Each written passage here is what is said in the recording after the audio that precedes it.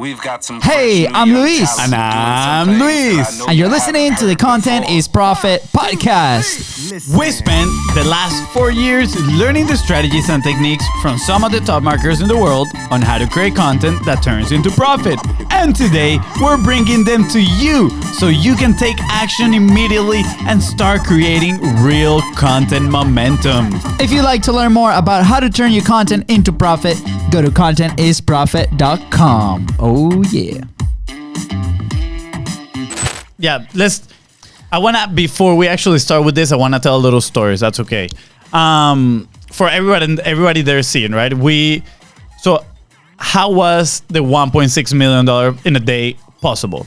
And we know it is not only possible with this person, but like, he's not the first one that has done it. A lot of people has done this. Maybe not only from stage, but in a digital platform as well. They've had $1 million days. And when we look at it, it goes down to one thing, right? And that one thing is attention, right? Attention is money. When we went to 10X January 2019, great conference, great atmosphere. If you've never been, we totally recommend it. Grant Cardone, that was an amazing event. Thank you so much. And one of the phrases that he said there that it resonated so much with us is attention is money. So it was funny. Like we were sitting, so we paid like the ticket, like the $50 ticket that sits you like next to the stadium lights. And he did like the whole Marlins Stadium. He sold 30,000 tickets. The ones like in the front row with like 10 grand. And obviously at that point we were like, heck no, how can people afford that thing? Or why would people buy those tickets, right? Because the content is the same. But as we learned, there's different approaches and different packages, brackets, benefits, and access to people. But anyways, we're like next to the stadium lights, and as soon as he started talking, he's like, the first thing that he talks about is how much he's been investing in his content, in his publishing, not just ads, everything. We call it maybe content machine, right? And he showed a graph as like the Google searches, and it was funny because it was Google searches across like all the years that he's been in business, and this thing was just moving up like a hockey stick. And then on top of that, he put the revenue graph on top of the Google search, and it was the same. It was like a hockey stick. Yeah, pretty much. The more attention he was getting, the revenue was growing at the same rate that the attention was growing. So that was very impressive. But where I wanted to go with this is, let's back up a few years, right? And let's go back to when the television came out. And I don't remember the exact date, but this is going to be a huge gap. But let's say between the 1940s and 1960s, the first ads started running, right? And that's pretty much, besides newspapers, that's pretty much the only way, and radio, the only way you could get people's attention, right? And I mean, the regular folks, they couldn't actually buy TV ads because they were very expensive, or they couldn't buy radio ads because they were very, very expensive.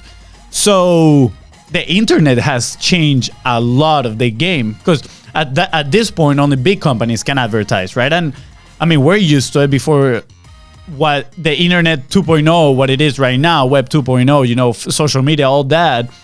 Every time you're watching TVs, you had to deal with the advertisement that came on your TV. And they were usually by big corporations because we couldn't afford those. But now with social media, the game has totally changed because everybody can sit down and start publishing their own content like we're doing right now, right? We're recording this for other platforms later, and we're recording this on Facebook Live right now to show you that it's actually possible to create your content whenever you want, wherever you are, whenever you are. Yeah, and it's pretty interesting. Obviously, if you grab these concepts, the marketing and all those frameworks that people were implementing, 30, 40 years ago in these big platforms, now everybody has the option to be their own, to showcase their own voice, provide their own value, right? Each one of you guys have that one person or has that dream client that you can help with whatever you sell. Yeah. Right. So on our end with direct response content, right? The objective is how can you bring that dream customer without any friction to your purchasing stage? Like, Yeah, that's the purpose of content is profit, right? How can we leverage that attention that we're gonna create with your content? How can we leverage that and remove our objections, every friction that your clients might have, that your future customers are gonna have, and then how to make them come into your store and tell you, hey, I want to buy. I want to give you my money right now. Yeah. Right? So anyway, so fast forward, from the television age to this age now, and it's funny because think about when you're like obsessed with something, right? It could be a restaurant, it could be a TV show, it could be a product, whatever it is, right?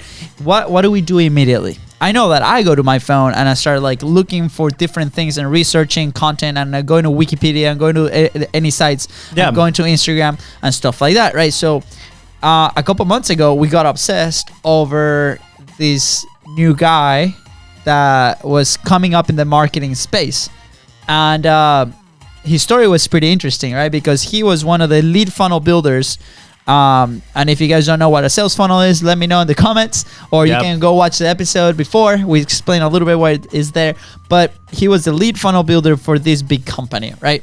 And he decided one day that he wanted to quit. So Steve was like, hey, I think I'm ready to do my own thing. I think you need to drop the name. We need to give credit where credit is due. Who's this person you're talking about? This person we're talking about is the great Steve Larson. The great Steve Larson. And we owe a lot of what we do and how we do it to him, and also to the company that he came out of. Yeah, ClickFunnels.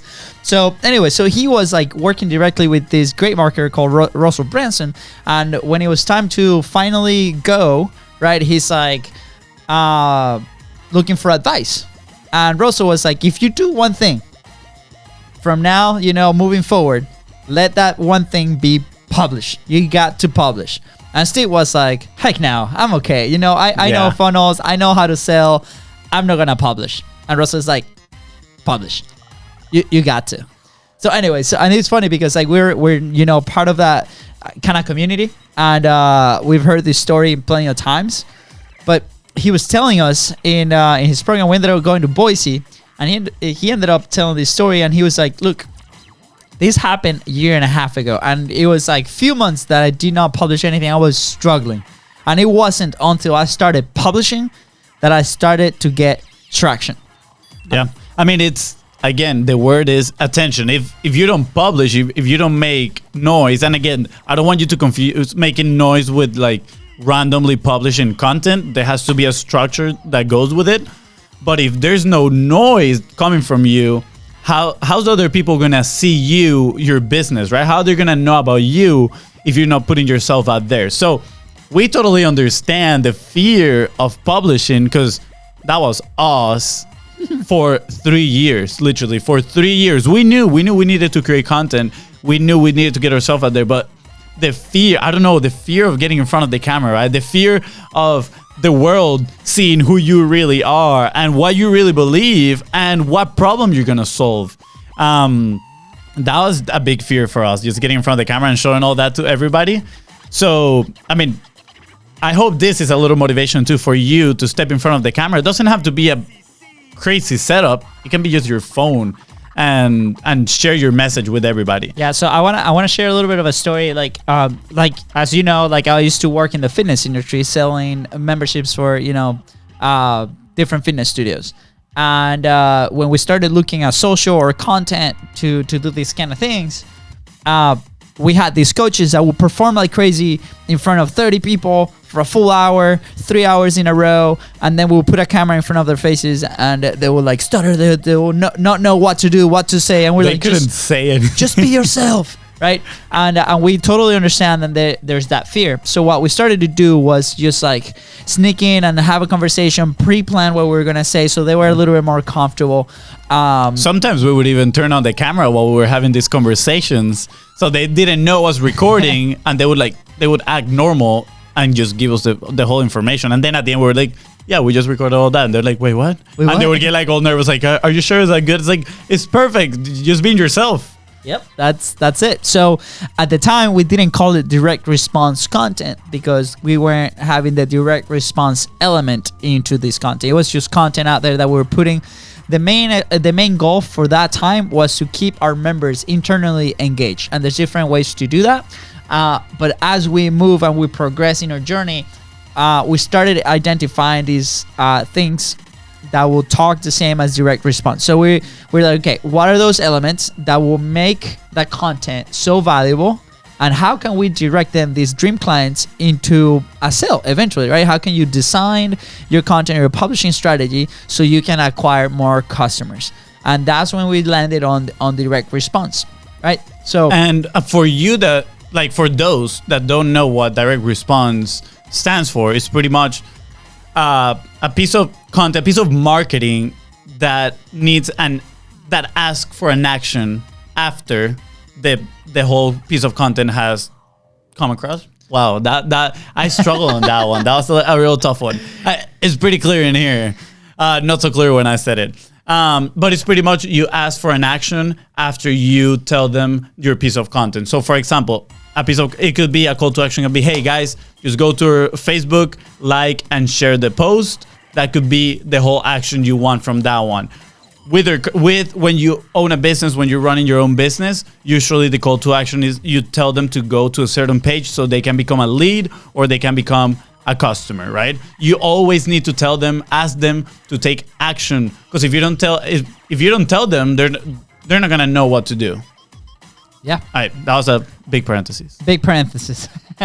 No, but that's right, guys. So always direct them somewhere. That's the first thing, right? If we are investing all this time in creating a piece of content, whatever it is, if it's a blog, if it's an email, if it's a video, right? And we're going to talk about different strategies moving on, but there's going to be a time investment if you're doing it yourself, or there's going to be a monetary investment if you're hiring somebody to do this. So if the content's just put out there, it's going to get lost, and you're not going to be able to accurately track the people that see your content into your main objective, which what we talked about is about sales. If it's something different, great, but we really want to focus on driving traffic to making a sale, because you're providing so much value. Yeah, to them. the end goal is to grow the business, and the only way to grow the business is with customers, and to get customers you need to sell. So a lot of people's not very comfortable with the idea of selling, but that's a whole different topic for another day.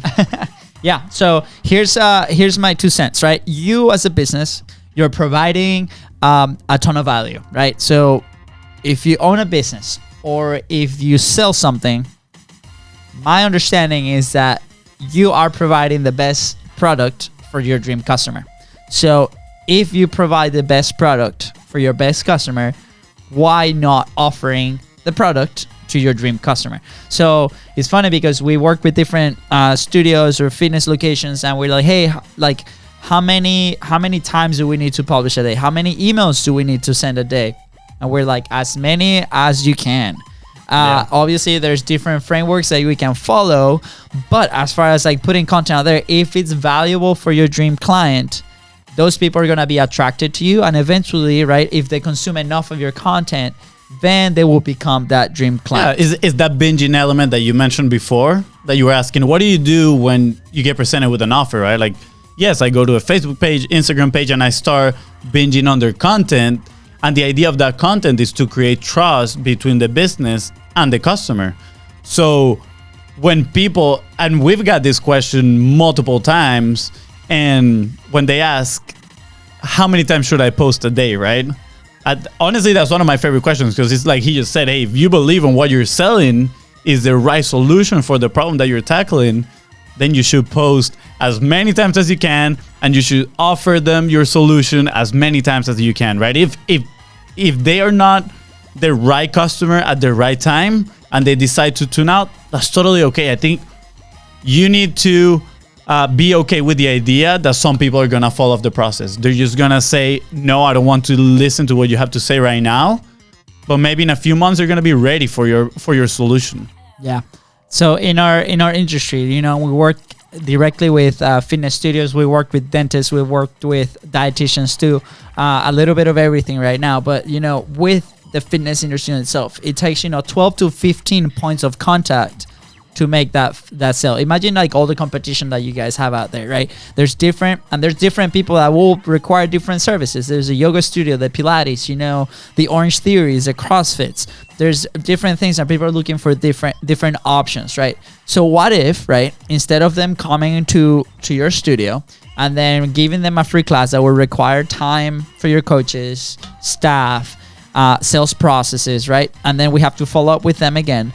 What about, right, we create this safety net of content that you can communicate back and forth to. And this is why social media is so powerful. This is why publishing is so powerful, because that amount of content that you put out there that is very valuable for the person that is looking for yoga, for example, right? They're going to start binge watching your content. They're going to get familiar with your coaches. They're going to get familiar with you. And eventually they're going to walk into your studio because you had a call to action in all of these posts. And the second they're ready to go and purchase or take that free class, they're going to come to you, and there's going to be less friction when you're trying to offer your services to that one person.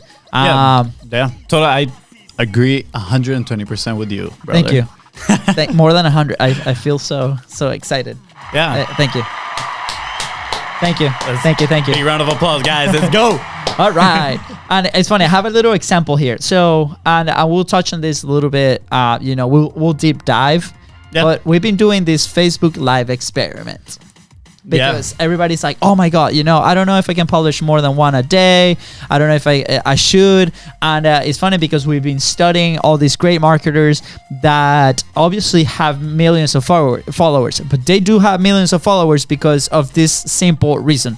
They publish constantly, and they've published massively with call to actions. They are very consistent, and they do have a system in behind, and there are ways to do this system. So real quick parenthesis, for the people that say that they don't have time to publish in a day, I have in here that according to Statista, in 2017, people spent 135 minutes per day looking at their social media. Guys, that's a lot of time. That's over 2 hours. So if you can spend over 2 hours just scrolling with your finger, I'm sure you can spare 5 to 10 minutes to create a piece of content. All right, close parenthesis. Close parenthesis. So we decided to start this challenge. It was personal challenge, right? It was a case study, just Fonzi and myself in our personal pages, which consists of publishing one Facebook Live per day. And if you are part of our network, you will probably encounter some of those videos. And I have data here. I haven't tracked the whole thing, but I have data tracking, 26 days. So almost half, a little bit over half, right?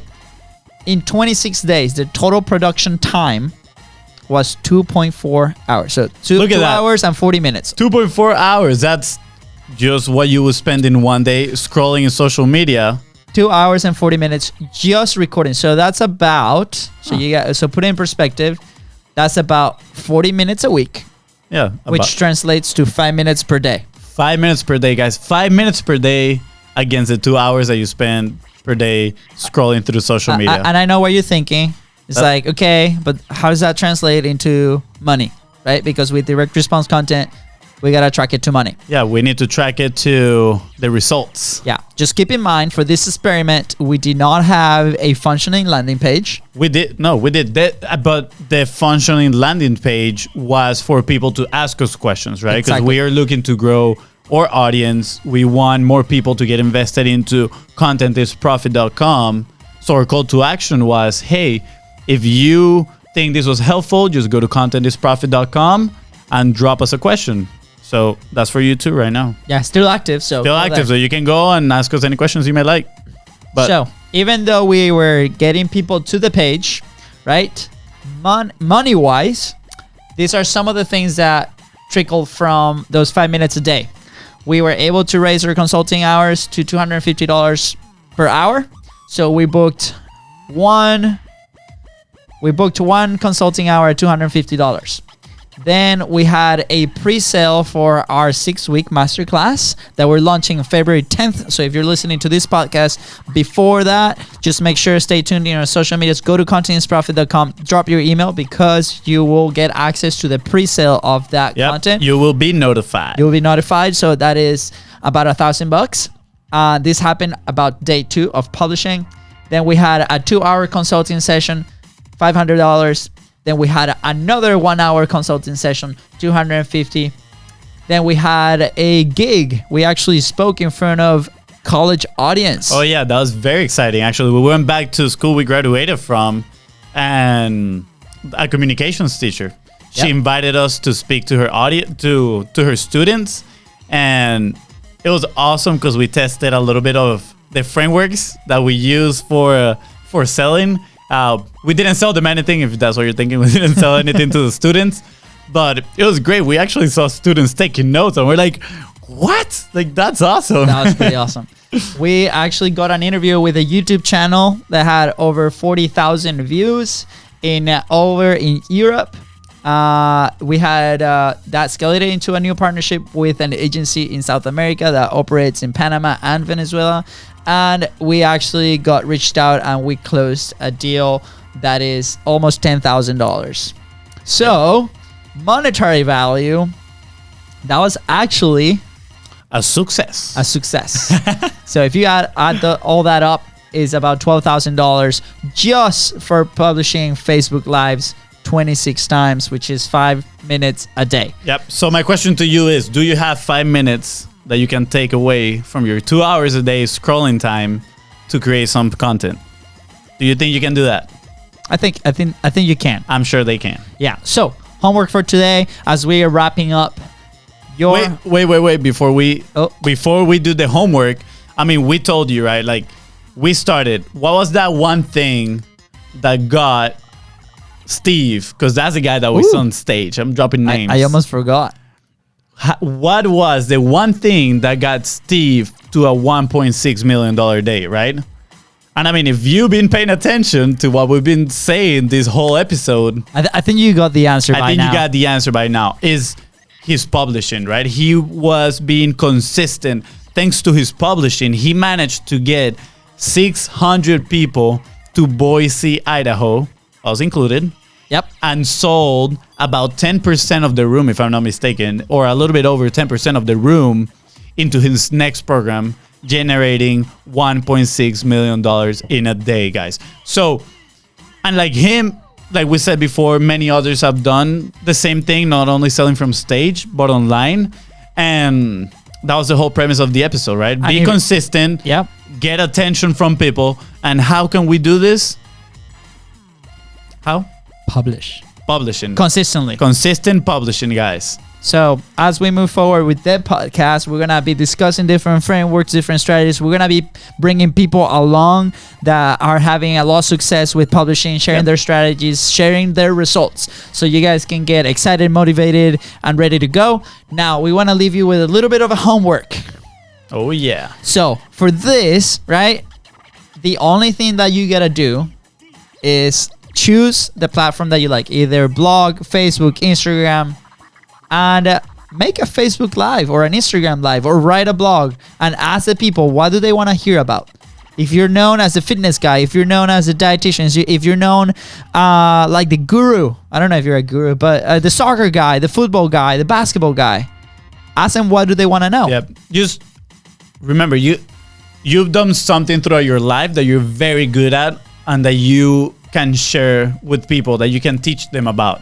So what is that one thing, right, that you're passionate about, that you like to do, that you know a lot about, that you're willing to share with others, and then just be vulnerable. Just grab the phone. It's totally okay to say, hey, this is my first Facebook Live. I'm nervous. This might go wrong because, I mean, how many times haven't we messed up today, right? Oh, yeah. It's totally okay to say that, hey, I'm nervous. This is my first time, but I would love to share more about this specific topic. So what do you want to know? And let them ask you questions, guys. Yep. So with that, we got to go. If you guys are interested, you have more questions, want to follow up with us, go to contentisprofit.com. Go to BIZBROS Co. on Facebook, BIZBROS Co. on Instagram. But more importantly, contentisprofit.com. Drop us Yep. the questions. We'll be able to help you guys out. And we'll see you next time. Thank you. Thank you. Appreciate it. See you We guys love later. you. Oh, this camera. We love you.